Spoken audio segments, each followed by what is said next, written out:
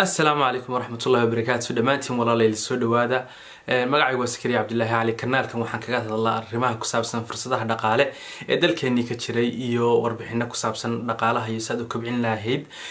maaliyadda ama sida uu hagaajin lahayd dhaqaalaha kusoo gala ugana faa'iideysan lahayd adigoo abuuraya fursad ganacsi dhammaan walaalaha kanaalka ku cusub fadlan soo dhawaada waxaan saartaan subscribe-ka si aan halkan uga wada socono kuwa kale soo laabanayana sunno qodobana wanaagsan maanta muuqaalkan walaalayaal waxaan rabnaa inaan kaga hadalno afar xirfadood ama si aqoon aad baran kartid haday jaamacad noqoto iyo haday koorso noqotaba waad shaqooyin badan ku heli kartid afarta xirfadood maxay yihiin si shaqooyin noocay ayaad ku heli kartaa طبعا waxay la soo xidhiidhay dhalinyaro badan ama siisaan commentiyadiina ka arkayo oo haysan dhaqaale ay ku biraabaan ganacsi ama ay fursad ku sameeyaan badina hadda si la socono ganacsiyada aad ka u shaqeeyaan hirgala waa ganacsiyada mashaariicda ah ama dhaqaalaha badan marka koowaad ku bilowda taas ay jirto waxaan jeclaystay in sanadkan waqti xaadirkan ay tahay waqtiyadii jaamacadaha lagu laabanayay bisha 10aad dhamaan caalamka iyo gudihiiba inaan dhalinyarada kula taliyo afar koorso oo ay maartay anfici karto shaqana ku heli karaan oo mustaqbalka iyo haddaba labadaba loo baahan yahay afarta koorso waxaan insha Allah idin sharxi doonaa magacyadooda iyo waxyaalaha aad maartay aad kaga faa'iideysan kartaan koorsada koowaad walaalayaal hadaan soo hadal qaadno waa geologist waxa loo yaqaano ama cilmiga aad ku baran kartid kheyraadka dhulka Ilaahay subhanahu wa ta'ala inuu abuuray cilmiga geologist ku waxaan filayaa waa cilmi baahi badan loo qabo dadka ma artay hada caalamkana graduate ka ah ama ka soo baxay soo bartay waxa la dhahaa boqolkiiba 14 ay kor u kacday baahida dadka loo qabo shaqadooda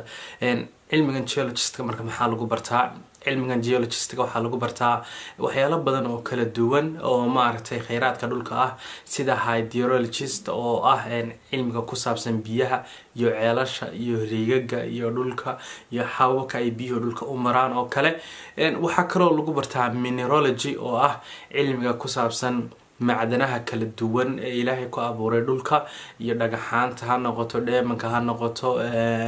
macdanada kala duwan intaas oo noocba leh ha noqoto marka mineralogy-na waa qayb kamid oo geologist-ka gudihiisa lagu barto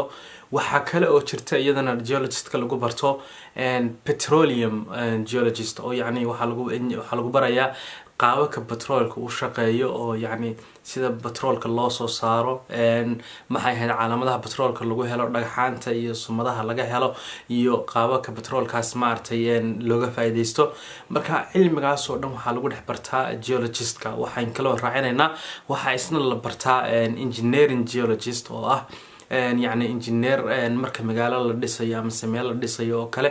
qof geologist ayaa loo yeeraa oo ciidda iyo dhulka iyo jileeceeda iyo qaabka loo degi karo iyo arrimahaas oo dhan baadha iyo qaabka xarkaha iyo biyaha iyo waxaas oo dhan u marayaan ilaa la helo caalamka geologist engineering lama sameeyo deegaameyn ama se yani hadda waxa weeye dhul badan ma la iska degaa marka hadhowto waxa dhibaato badan ka dhacda wadankeena in la helo مسؤولية هاد كذا بيه لقد لها يا كله إن أما بيبل لجوايو أما إن دول كي يعني وحيلا بدن أو ما أعرفين ولاش يكون السنين مركز اللي ديجامية ويانا يو مركز طبعا هي جيولوجيست انجينيرين وهذا يستطيع يعني فرصتها صدق عقبتها يقال كلامنا ولا لها يا كله جيولوجيستها سحلينا يا مس شيء كرين دول كي يهدول كابن اللي تقولين كله مركز علم جن كواد dhalinyarada jaamacadaha galaya ee raba inay fursad shaqo wanaagsan helaan waxaan kula talin lahaa inay bartaan geologist inay noqdaan geology inay noqdaan oo ay ku dadaalaan faniyadiisa kala duwan ama hydrology ha noqdo ka biyaha ama mineralogy wadankeena macdad badan ba hadda la guranaya wad aragteen kheyraad badan baa ka baxay uranium baa ka buuxda gemstones waxaan loo yaqaano ma aragtay baa ka buuxa waxyaalo waxaas oo dhan waxay u baahnaa dad aqoon u leh marka geologist waa qayb aad iyo petroolkii oo kale weynoo buuxa kii badda iyo kii dhulka labada weynoo buuxa marka geologist ka ogaada qodobka koowaad qodobka labaad walaalayaal aan kula talin lahaa inaad barataan waxa weeye electrician ama electrical engineering inaad barataan waa yani cilmi isagana baahi badan loo qabo dabcan wadankeeni waxa aad iyo aad ugu socda dib u dhis badan ayaa ku socda marka waxaad arkaysaa electrical engineering ha noqoto dhowr nooc baa u kala baxda installation engineering ah yani qof dabgelinta ku takhasusay inuu ma aragtay buildingka ama se yani shirkadda ama dhismaha ama يعني إنه قف فديسين كرا إنجنير فديسين كرا ميل يعني دب بدن استعماله سو كله marka installation engineering ayaa kamida koorsada technology ee lagu barto electrician ka waxa kamida maintenance engineering electrician oo yani mashiinada iyo motorada iyo waxyaalaha soo dhan qof ma artay repair gareyn kara ama hagaajin kara waxa kamida maxay ahayday yani arrimo badan ma jiro oo electrician ka koorsadiisa lagu barto marka tamarta solar panelado kale wind turbine oo kale waxyaalahaas oo dhan waxay hoos imaanayaan tamarta ama electricianada ay hoos imaanayaan baahida electrician kana marka baahi badan ayaa loo qabaa waxa weeye dad ku takhasusay way yar yihiin badi hadda waxaan arkaa shirkadaha Soomaaliyeed waxa weeye markay korontada isku sidkaan oo kale ee dabka laga dhalinayo ama korontada marwaxada laga dhalinayo ama korontada motorada laga dhalinayo kale qaabkii la isugu geyn lahaa qaabkii dabkaas loo control lahaa khatarteeda qaabkii loo fadhiisin lahaa badi engineer ayaa laga dalbadaa Turkiga oo kale Europe oo kale meelaha laga dalbada marka dhalinyaro fursadaas waa qaadan kartaan electrical engineering waxa weeye waa course aad iyo aad u muhiim ah shaqo badan ay ka banaan tahay oo ay u baahan yihiin shirkadaha iyo dadka dadweynuhu ay u banaan yihiin arrinka saddexaad course-ka saddexaad in kula talin lahaa waa accountant cilmigan accountancy-ga ma artay xisaabinta oo kale arrimaha xisaabinta oo kale ku takhasusa cilmigaas shaqooyin badan ayaa lagu helaa haday noqoto xisaab haye ay noqoto haday noqoto qof ma artay bookkeeping sameeynaya oo kale haday noqoto qof xisaab xidhka oo ka shaqeynaya oo kale haday noqoto wasaaradaha oo kale haday noqoto qof financial analysis oo kale oo maxay ahayd qiimeynaya suuqa iyo hoos u dhaciisa iyo waxyaalahaas oo kale haday noqoto sarif oo kale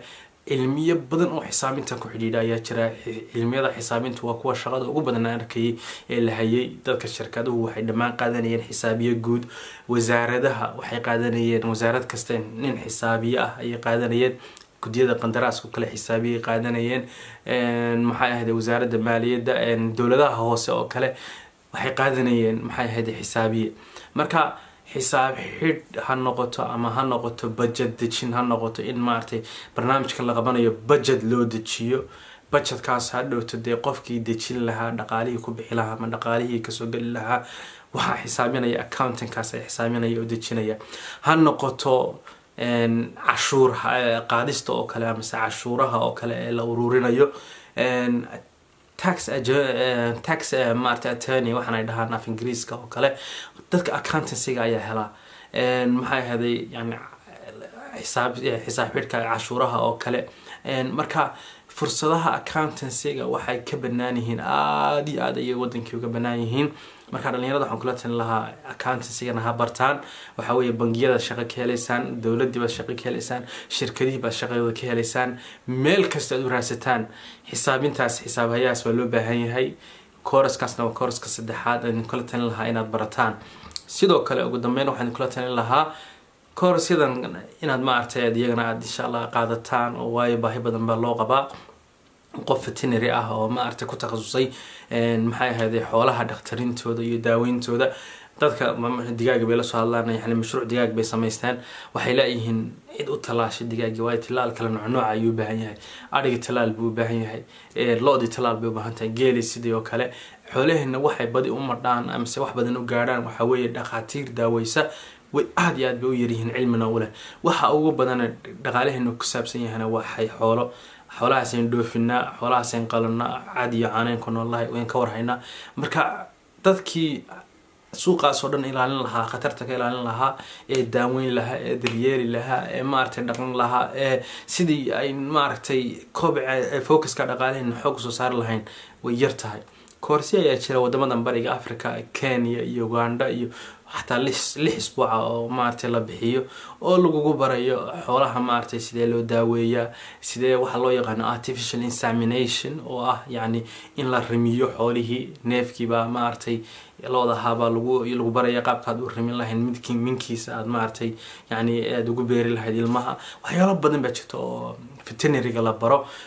ودمودا بريق ده بعد كسو بران كرتان مارتي كينيا يا يوغندا qofka markuu haysto neef saca ama dhowr digaaga haysto waa taajir wadamadan ay dariska nahay marka waxaasoo dhan waxay ku tusaysaa yani in veterinary-ga aad iyo aad loogu baahan yahay. waxaa kaloo loo baahan yahay computer skills ama qof IT ku takhasusay oo administration hadday noqoto, coding hadday noqoto maxay ahayd website sameyn hadday noqoto database iyo teaching system oo ku shaqeeyo shirkadii ku shaqeyso. computer skills oo kale shaqooyin aad iyo aad loo baahan yahay ay ahaayeen. waxaa kaloo kamid ahaa marka fursadooyin noocaas ayaa jira oo dhalinyarada sanadka rabta inay bilowdo waxbarashada jaamacadaha ama si ay rabta koorsi ay shaqo badan ku heli karaan maadaama ay dhaqaale ganacsi ku helaan ayna hayn. fursadahan ayaan kula talin lahaa dhammaantiin walaalayaal. waxaan rajeynayaa insha Allah inaad ka faa'iidaysataan oo koorsiyada aad qaadataan maxay ahayd si shaqo abuur badan ugu sameysaan hadhowtana aad insha Allah fursad ganacsi aad uga gudubtaan. marka walaalayaal insha Allah hadda jeceshiin mawduuc kale inaan ka hadalno fadlan qaybta commentiga igu dhaafa halkaasaan ka akhriin doonaa. haddaad yani jeceshahay su-aal kalena insha Allah qaybta commentiga laftirkeeda igu dhaaf. instagramkana waad igala soo xiriiri kartaan. dhammaantiin aad iyo aad baan idin salaamaya walaalkiin Sakariya Cabdullaahi Cali. asalaamu calaykum waraxmatullahi wabarakatu.